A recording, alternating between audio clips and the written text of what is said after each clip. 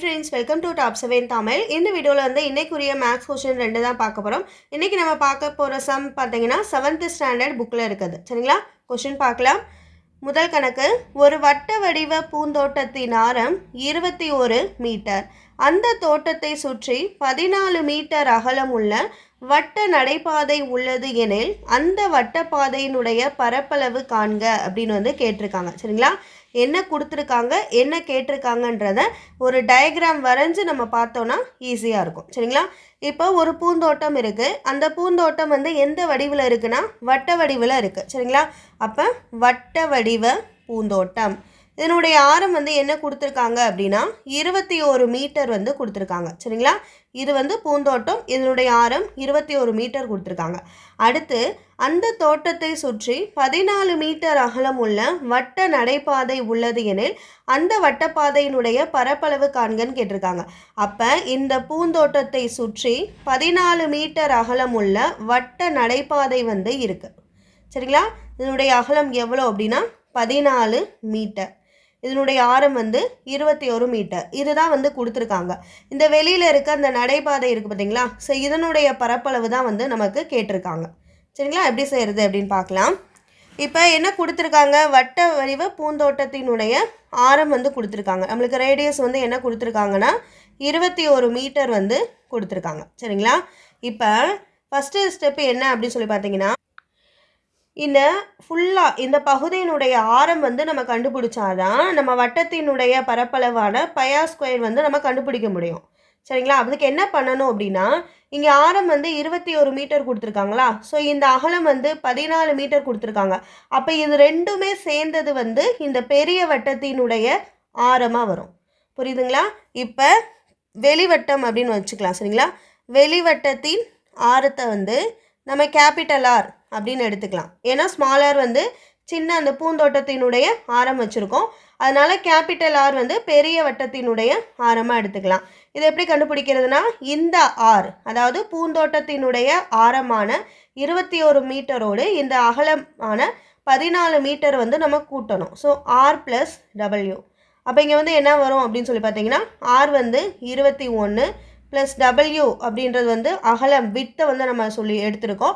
So அகலம் வந்து நம்மளுக்கு என்ன கொடுத்துருக்காங்கன்னா 14 கொடுத்துருக்காங்க.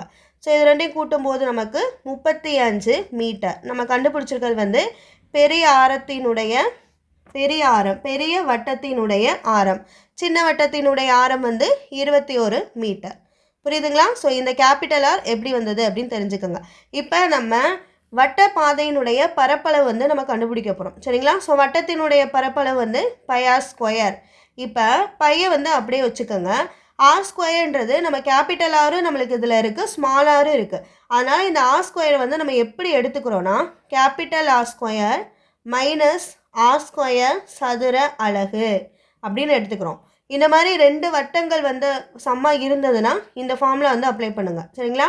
ஸோ 2 ஆரம் வந்தனால இதுக்குரிய ஃபார்முலா வந்து pi capital R square minus small R square. சரிங்களா? இது அப்படியே வந்து அப்ளை பண்ணுங்கள். பைக்கு பதிலாக 22/7 இன்ட்டு கேபிட்டல் ஆர் வந்து நம்மளுக்கு என்ன வந்திருக்குன்னா 35 ஸ்கொயர் மைனஸ் ஸ்மால் ஆர் என்ன அப்படின்னா 21 ஸ்கொயர். சரிங்களா? அவ்வளோதான். இதை அப்படியே சுருக்கி போடணும். இப்போ 22/7 வந்து அப்படியே வச்சுக்கோங்க. 35 வந்து ஸ்கொயர் பண்ணால் நம்மளுக்கு என்ன வரும் அப்படின்னு பார்த்தீங்கன்னா 1225 வருது. சரிங்களா? மைனஸ் 21 வந்து ஸ்கொயர் பண்ணி போடும்போது 441 வருது. சரிங்களா? ஸோ ஸ்கொயர் பண்ணி பாருங்கள். இப்போ இதுலேருந்து இது வந்து கழிச்சு போடுங்க. 22/7 இன்ட்டு இதுலேருந்து இதில் கழிச்சா நம்மளுக்கு என்ன ஆன்சர் வருதுன்னா 784. சரிங்களா? ஸோ இது வந்து ஓரேலா 7 ஈரேலா 14. அப்போ இது ரெண்டு பெருக்கி போட்டிங்கன்னா ஆன்சர் நம்மளுக்கு என்ன வருதுன்னா 22 பெருக்கி போடுங்க. 4 2 2 4 2 2 4 6 4 2. சரிங்களா? 2 4 6 4 மீ இந்த சமக்குரிய ஆன்சர் பார்த்தீங்கன்னா 2464 மீட்டர் ஸ்கொயர். அதாவது அந்த நடைபாதையினுடைய பரப்பளவு என்னன்னு கேட்டிருக்காங்க. அதுக்குரிய ஆன்சர் வந்து 2464 மீட்டர் ஸ்கொயர். சரிங்களா? வந்து பார்க்கலாம். அடுத்த சம் வந்து ஒரு தளம் 10 மீட்டர் நீளமும் 8 மீட்டர் அகலமும் உள்ளது எனில் அதன் மீது 7 மீட்டர் நீளமும் 5 மீட்டர் அகலமும் உள்ள விரிப்பு விரிக்கப்பட்டுள்ளது. அந்த விரிப்பால் மூடப்படாத பகுதியினுடைய பரப்பளவை காண்க அப்படின்னு வந்து கேட்டிருக்காங்க. சரிங்களா? ஃபஸ்ட்டு என்ன கொடுத்துருக்காங்கன்னா நீளம் அகலம் கொடுத்துருக்காங்க. ஸோ நீளம் அகலம் கொடுத்ததுலேருந்து அந்த பரப்பானது ஒரு செவகம் அப்படின்னு நம்ம எடுத்துக்கலாம். சரிங்களா? செவகத்தினுடைய நீளம் வந்து 10 மீட்டர் கொடுத்துருக்காங்க, அகலம் வந்து 8 மீட்டர் வந்து கொடுத்துருக்காங்க. அடுத்து என்ன கொடுத்துருக்காங்கன்னா இந்த பகுதியில் வந்து 7 மீட்டர் நீளமும் 5 மீட்டர் அகலமும் உள்ள விரிப்பு வந்து விரிச்சிருக்காங்க. விரிப்பு எங்கே விரிச்சிருக்காங்கன்னா இந்த பகுதியில் வந்து விரிச்சிருக்காங்க. சரிங்களா? விரிப்புக்கும் நீளம் அகலம் கொடுத்துருக்காங்க. ஸோ அதுவும் ஒரு செவகம் தான். இதனுடைய நீளம் வந்து 7 மீட்டர் வந்து கொடுத்துருக்காங்க, அகலம் வந்து நீளம் வந்து 5 மீட்டர் வந்து 7 மீட்டர் நீளம் வந்து கொடுத்துருக்காங்க, 5 மீட்டர் அகலம் வந்து கொடுத்துருக்காங்க. சரிங்களா? ஸோ இப்போ என்ன கேட்டிருக்காங்க அப்படின்னா மூடப்படாத பகுதியினுடைய பரப்பளவை காண்க அப்படின்னு வந்து கேட்டிருக்காங்க. ஸோ மூடப்படாத பரப்பளவு எதுனா இதுதான். ஸோ விரிப்பு வந்து மூடின பரப்பளவு நம்மளுக்கு கேட்கல, விரிப்பால் மூடப்படாத பகுதியினுடைய பரப்பளவு தான் கேட்டிருக்காங்க. அப்போ நம்ம இந்த பகுதியினுடைய பரப்பளவு தான் கண்டுபிடிக்கணும். இதுக்கு ஃபஸ்ட்டு என்ன செய்யணும்னா இந்த பெரிய செவகத்தினுடைய பரப்பளவை கண்டுபிடிச்சி அதிலிருந்து சின்ன செவகத்தினுடைய பரப்பளவு வந்து மைனஸ் பண்ணோன்னா நம்மளுக்கு இந்த மூடப்படாத பகுதியினுடைய பரப்பளவு வந்து கிடச்சிரும். சரிங்களா? இதில் நம்ம எடுத்துக்கிறது கேபிட்டல் L இன்ட்டு B அப்படின்றது பெரிய செவகத்தினுடைய பரப்பளவு.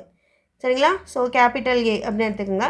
ஸோ அடுத்து ஸ்மால் a ஸ்மால் b அப்படின்றது வந்து ஸ்மால் l ஸ்மால் b அப்படின்றது சின்ன செவகத்தினுடைய பரப்பளவு அப்படின்னு நம்ம எடுத்துகிட்டு சம் செஞ்சோம்னா ஈஸியாக வரும். சரிங்களா? இப்போ பெரிய செவகத்தினுடைய பரப்பளவு வந்து கண்டுபிடிங்க. பெரிய செவகத்தின் பரப்பளவு ஃபார்முலா என்னென்னா L இன்ட்டு B. L வந்து என்ன கொடுத்துருக்காங்க 10 கொடுத்துருக்காங்க, B வந்து 8 கொடுத்துருக்காங்க. அப்போ 80 மீட்டர் ஸ்கொயர். இது வந்து பெரிய செவகத்தினுடைய பரப்பளவு. அடுத்து சின்ன செவகத்தினுடைய அல்லது விரிப்புன்னு எடுத்துக்கோங்க. விரிப்பின் பரப்பளவு விரிப்பின் பரப்பளவு formula small l into B. Small l என்ன கொடுத்துருக்காங்க 7 கொடுத்துருக்காங்க, B வந்து என்ன கொடுத்துருக்காங்க 5 கொடுத்துருக்காங்க. அப்போ 7 5 35 மீட்டர் ஸ்கொயர். இப்போ நம்ம கேபிட்டல் L இன்ட்டு பியும் கண்டுபிடிச்சிட்டோம், விரிப்பினுடைய பரப்பளவும் கண்டுபிடிச்சிட்டோம். அப்போ செவகத்தின் பெரிய பகுதியினுடைய பரப்பளவு 80, விரிப்பினுடைய பரப்பளவு 35. அப்போ இந்த விரிப்பால் மூடப்படாத பகுதியினுடைய பரப்பளவு என்ன அப்படின்னா ரெண்டையும் வந்து மைனஸ் பண்ணி போடணும். 80 மைனஸ் 35. அப்போ நம்மளுக்கு ஆன்சர் என்ன ஆனதுன்னா 45 மீட்டர் ஸ்கொயர். சரிங்களா? பரப்பளவு கேட்டிருக்காங்க, அதனால் நம்ம மீட்டர் ஸ்கொயர் போகிறோம். ஆன்சர் வந்து 45 மீட்டர் ஸ்கொயர்.